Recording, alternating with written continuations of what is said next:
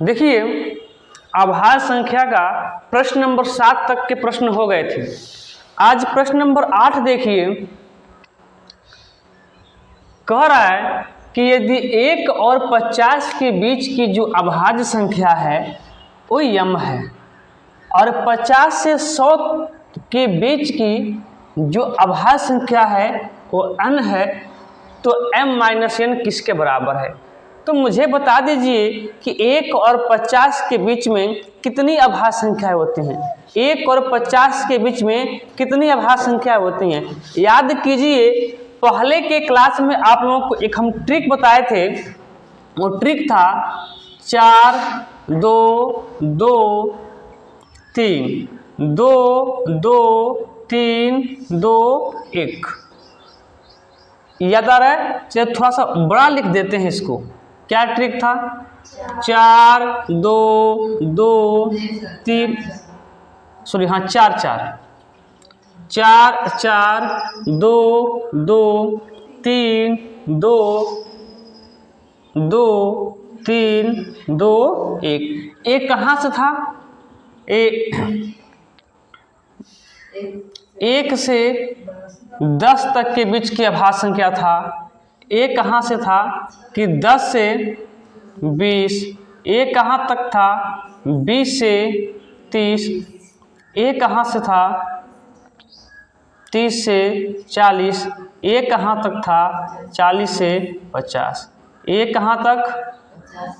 50 से 60। एक कहाँ तक? 60 से 70। एक कहाँ तक था? 70 से 80। और एक कहाँ तक था?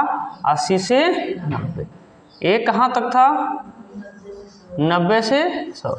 ये सब बता दिए थे। तो देखिए 1 से 50 के बीच में कितनी अभाज्य संख्याएं हैं? तो 1 यहाँ है, 1 यहाँ है और 50 यहाँ है। देखिए 50 कहाँ पर है? यहाँ पे। और 1 कहाँ पे? यहाँ पे। आप देख लीजिए कि 1 और 50 के बीच कितनी अभाज्य संख्याएं हो रही हैं। तो 4 4 8 8 2 10 10 2 12 12 3 13। अर्थात m का मान 15 हो रहा है का? 4 4 8 8 2 10 10 2 12 12 3 15। हाँ, m का मान कितना हो रहा है? 15। अब ऐसे ही n का मान निकाल लीजिए। और n क्या है?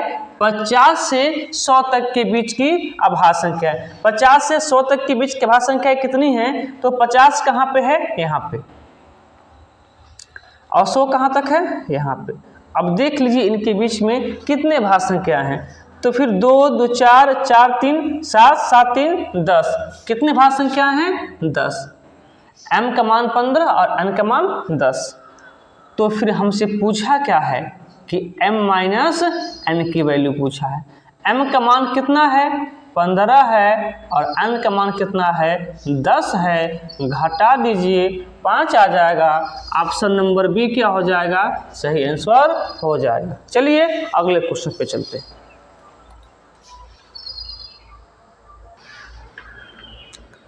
देखिए प्रश्न नंबर 9 कह रहा है कि n 3 अंकों की सबसे छोटी अभाज्य संख्या है। n क्या है? जो 3 अंक की सबसे छोटी अभाज्य संख्या है उसे हम n कह रहे हैं। और कह रहा है कि जब n को 13 से विभाजित किया जाता है तो शेषफल क्या होगा। दो प्रश्नों का कंबाइन कर दिया है। तो ध्यान दीजिए कि सर्वप्रथम पता करेंगे कि 3 अंकों की सबसे छोटी अभाज्य संख्या कौन सी होगी। उसके लिए हमें क्या करना होगा? तो 6 का टेबल देख लीजिए कि 3 अंकों की सबसे छोटी वह संख्या जो 6 से विभाजित हो। तो क्या 100 6 से विभाजित है? नहीं है। 6 से विभाज्यता का नियम क्या होता है कि वो 2 से भी विभाजित हो और 3 से भी विभाजित हो। अर्थात उनके अंकों का योग 3 भी होना चाहिए और इकाई के स्थान पे 2 भी होना चाहिए। तो वो संख्या क्या हो जाएगी? 102। लास्ट में 2 है तो 2 से विभाजित होगी और 2 1 3 अंकों का योग 3 है, इसलिए 3 से विभाजित होगी। तो 102 क्या है? 6 से कटने वाली संख्या है। बोलिए क्लियर है या नहीं है? है ना? है ना?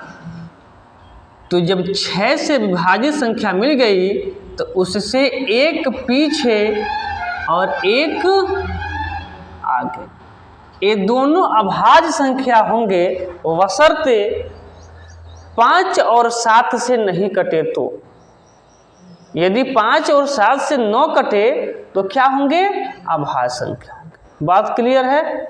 चलिए तो देख लीजिए, क्या 101 5 या 7 से कट पाएगा? और 103 क्या 5 और 7 से कट पाएगा? नहीं कट पाएगा। तो दोनों अभाज्य संख्या हो जाएंगी। दोनों क्या है? अभाज्य संख्या। लेकिन बात कर रहा है सबसे छोटी। दोनों में छोटी कौन है? दोनों में छोटी कौन है? 101। 101। तो सबसे 3 अंक की सबसे छोटी अभाज्य संख्या कौन सी हो जाएगी? 101 हो जाएगी। हमने यहाँ तक पहुँच गया, यहाँ तक हमने कर लिया। तो n का मान कितना हो गया? देखिए n क्या है? सबसे छोटी अभाज्य संख्या 3 अंकों की। अब कह रहा है कि जब उस n को 13 से विभाजित कर रहे हैं ना, तो शेषफल क्या बचेगा? देखिए अब इस n को 13 से विभाजित कीजिए तो शेषफल क्या बचेगा? हम देख रहे हैं कि 13 सत्ते 91, 13 सत्ते 91, 91 और 10 कितना? 11। तो रिमाइंडर कितना हो जाएगा? 10। जिसको न समझ में आए और फिलहाल ऐसा कर लेंगे कि 101 और 13 सत्ते 91, 13 सत्ते 91, 1 में से 1 गया 0 और 10 में से 9 गया 1। यही 10 क्या हो जाएगा? शेषफल हो जाएगा। अर्थात दिए गए ऑप्शन के अनुसार आपका विकल्प नंबर डी क्या हो जाएगा? सही आंसर हो जाएगा। क्लियर? अगले प्रश्न पे चलते हैं।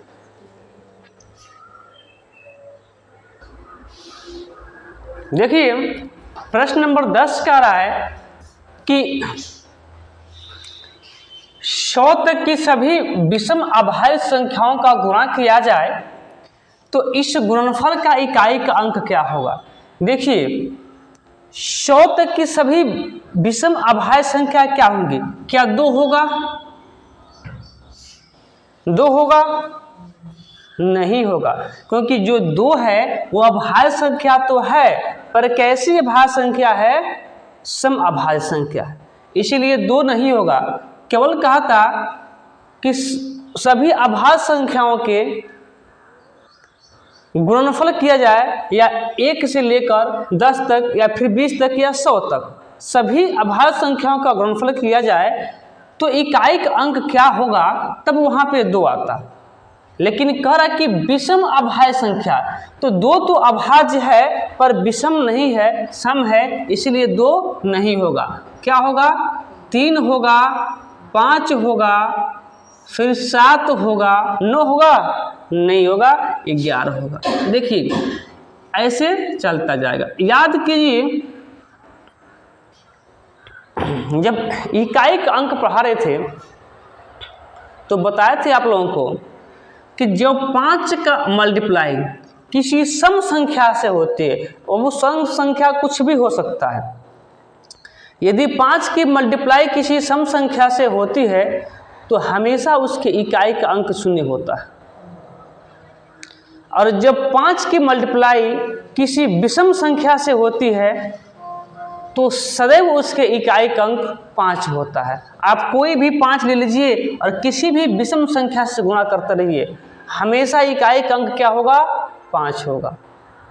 और 5 की जब तक मल्टीप्लाई किसी सम संख्या से नहीं होगी, इकाई का अंक 0 नहीं होगा। तो यहाँ पे अब देखिए इसके बाद कोई संख्या सम संख्या होगी? कोई संख्या सम संख्या होगी? नहीं होगी। इसके बाद कोई संख्या सम संख्या नहीं होगी। तो जब 5 की मल्टीप्लाई किसी सम संख्या से नहीं होगी तो फिर इकाई का अंक क्या होगा? 5 ही हो जाएगा। क्या हो जाएगा?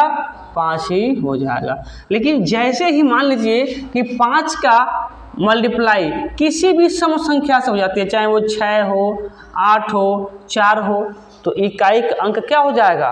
0 हो जाएगा। क्लियर? क्लियर ना? चलिए अगले प्रश्न पे चलते हैं।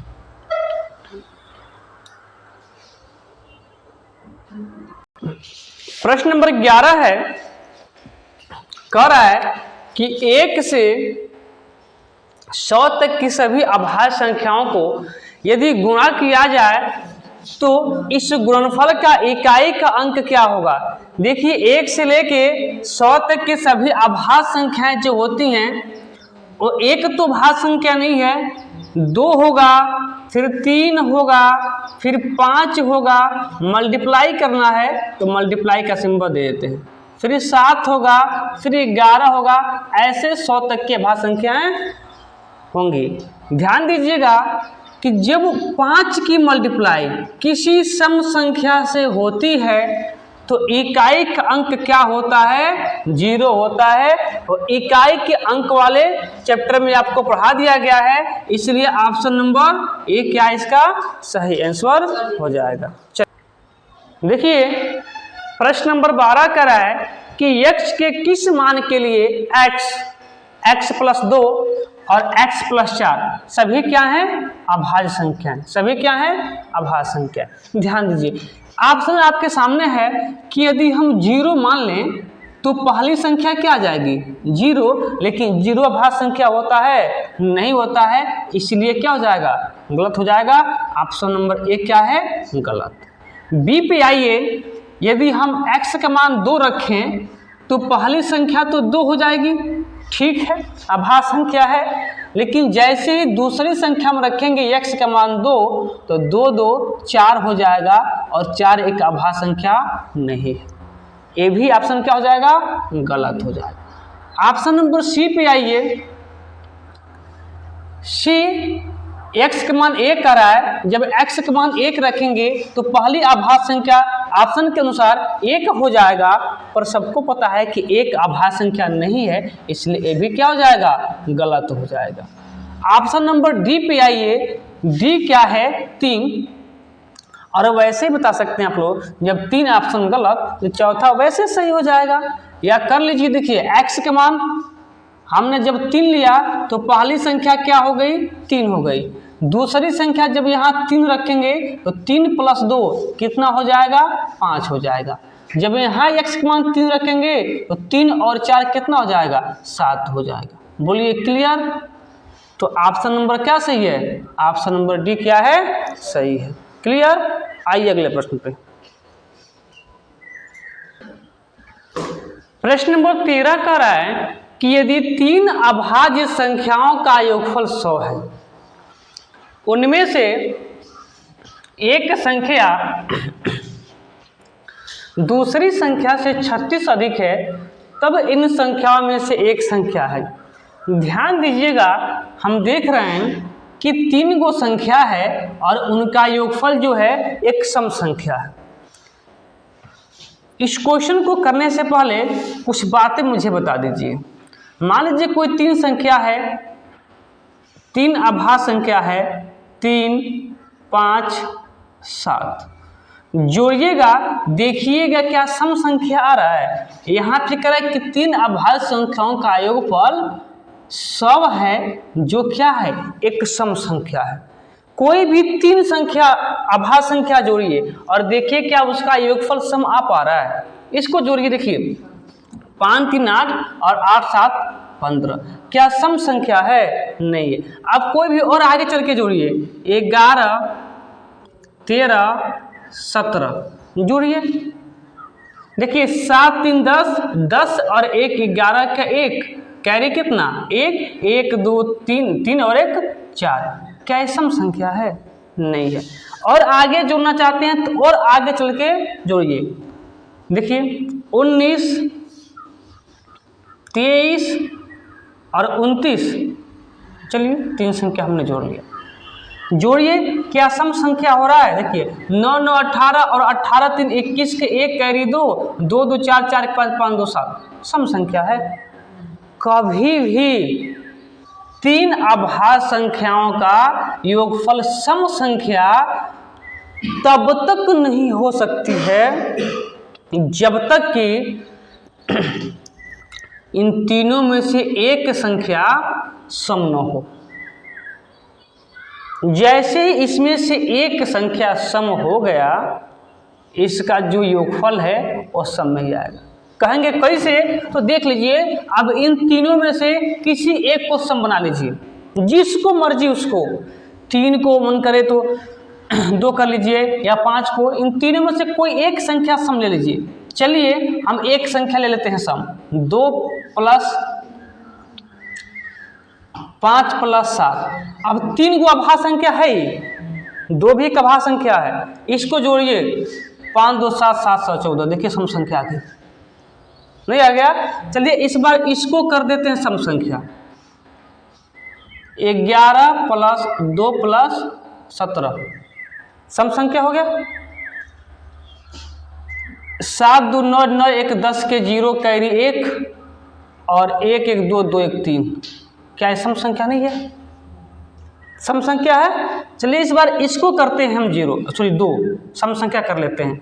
तो यहाँ 19 प्लस कितना, 23 + 2, देखिए 9 और 3, 12 2 14 के 4 कैरी 1 और 2 1 3 1 4, देखिए 44।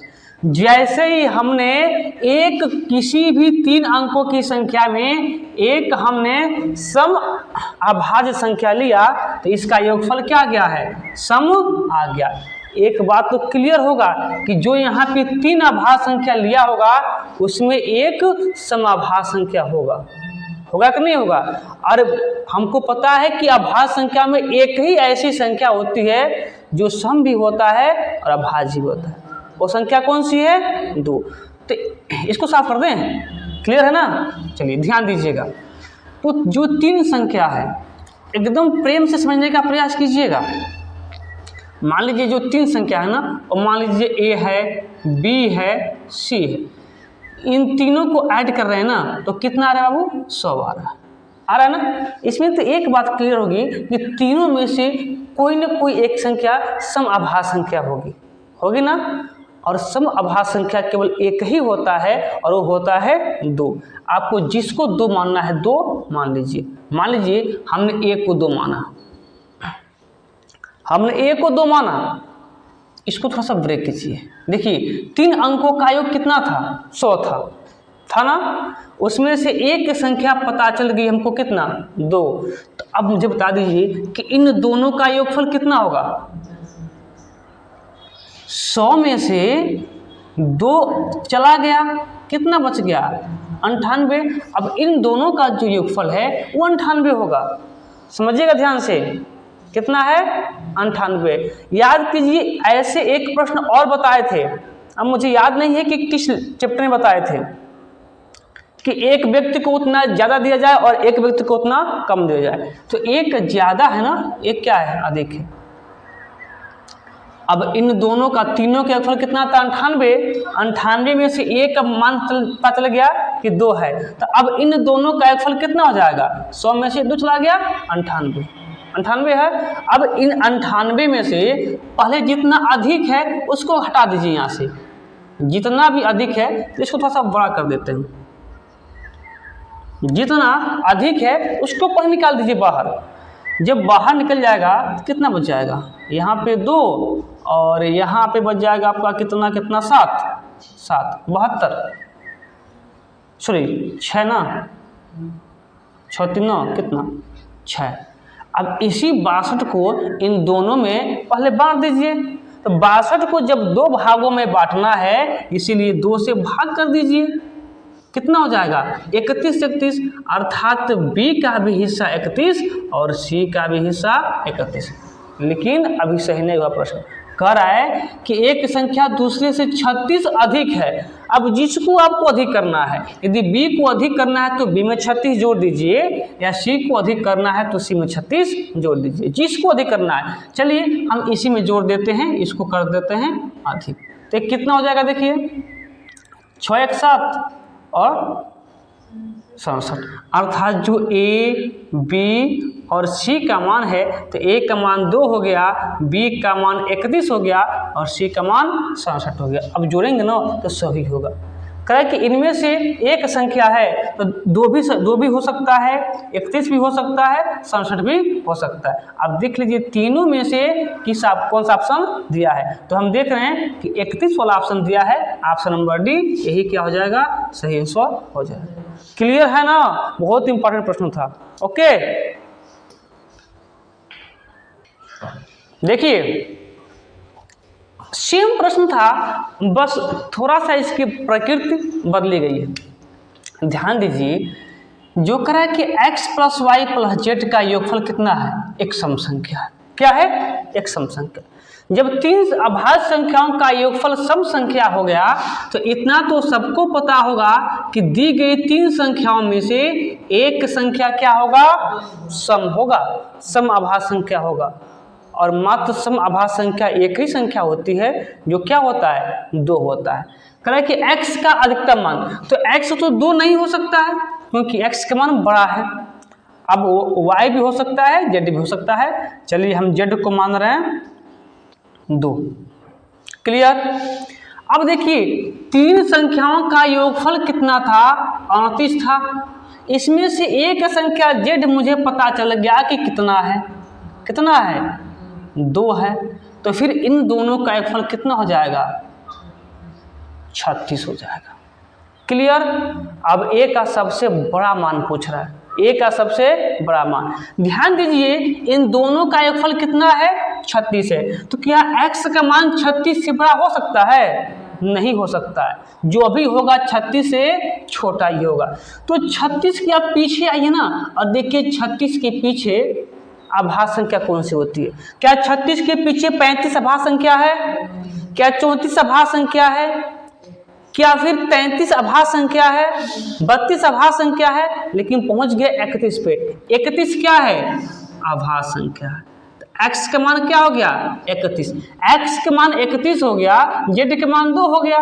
और इन दोनों का योगफल कितना था, 36 था ना जी। तो 36 और 2 38 था। जब दो संख्याओं का योगफल 36 हो गया, उनमें से एक संख्या 31 हो गया, तो y का मान क्या हो जाएगा, 5 नहीं होगा जी, 5 नहीं होगा, 5 होगा। तो कह रहा है कि x का अधिकतम मान क्या हो जाएगा, ऑप्शन नंबर बी क्या है, सही हो जाएगा। चलिए एक क्वेश्चन और है, उसको भी देख लेते हैं।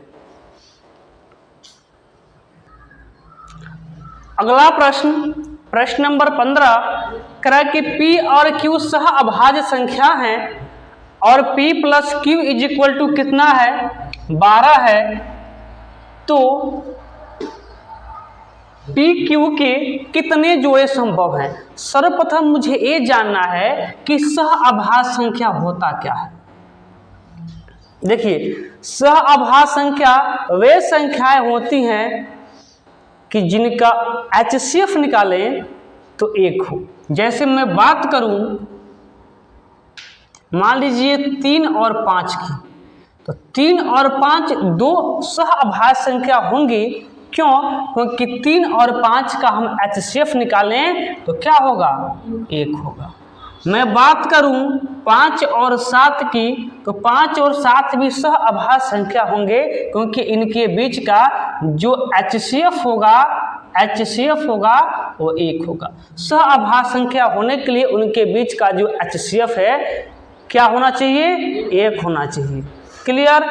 चलिए अब क्वेश्चन पे आते हैं। ऐसे में बात करूं कि 11 और 13 क्या है, सह अभाज्य संख्या है। क्यों, क्योंकि इनके बीच का HCF क्या है, 1। क्लियर। और लगातार भी है, ये भी कंडीशन होता है। आइए प्रश्न पे चलते हैं। प्रश्न कह रहा है कि P और Q दिया है कि P प्लस जो Q 12 होना चाहिए, यानी कि वही मान रख सकते हैं कि जो दोनों को जोड़ने पर 12 हो जाए।